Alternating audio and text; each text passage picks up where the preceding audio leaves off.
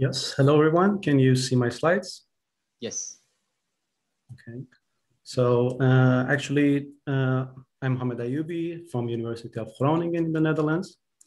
And I'm going to talk about the lifelong interactive 3D object recognition for real-time robotic manipulation.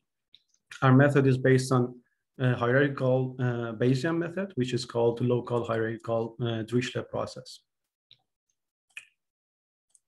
Okay, so the input to our system is the point cloud of the 3D objects, and the output is the category of the objects.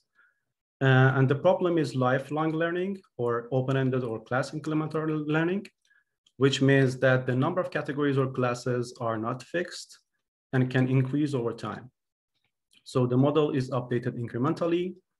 And we compared our method, which is a non-parametric method, with different methods, specifically with local LDA, which is a parametric method. On the architectural level, we have 5 layers. In the first layer, the model tries to find the local shape descriptor for the object, which is called visual word, and then construct a bag of word format from it, which is called document. And then we use some inferred latent variables, which are the distribution of each document over the words.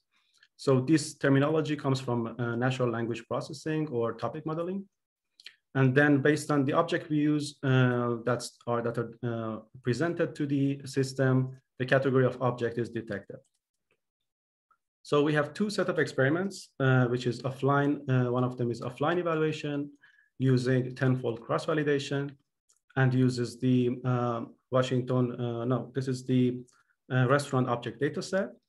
And you can see here in the left bottom that our method outperformed all the previous methods by a large margin.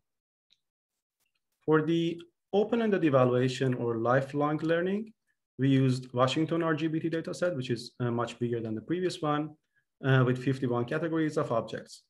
And as you can see in the image in the middle, if we use only the depth data and not the color data, it's even hard for a human to detect the category of the object. For instance, between lime and lemon, the depth data looks pretty much like each other.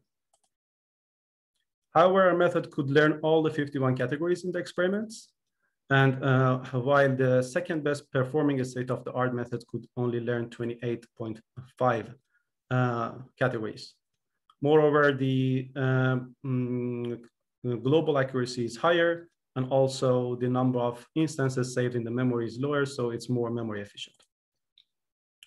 Since this method uses the variational open-ended method, it's much faster than the previous method and can be used in real robotic applications. In the left video, you can see that first, a user introduces object by a user interface to the model, and then it can initiate the task of cleaning the table. On the right side, the human-robot interaction is with a voice command.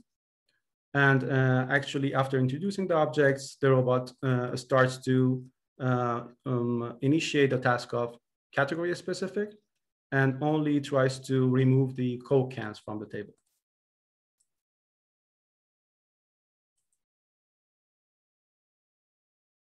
So in conclusion, I can say that our method outperforms all the state-of-the-art methods in terms of accuracy, scalability, and memory efficiency. And it's specifically working well in lifelong learning or open-ended learning scenarios. So there is no need for retraining the model when a new class or category of object is added. Since it uses a fast inference method, it's also usable for real-time robotic applications. So that's all what I have. Thank you very much for your attention. And if you have any questions, I'm ready to answer.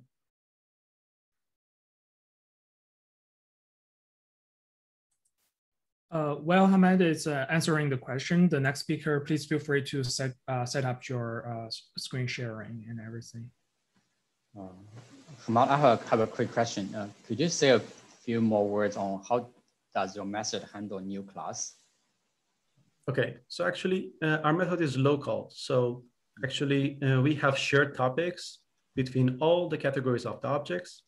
And due to localities, we have also local topics. So for each new category of the objects, the model infers these new local topics and can incrementally learn new class of objects. I see. Thank you. Thank you.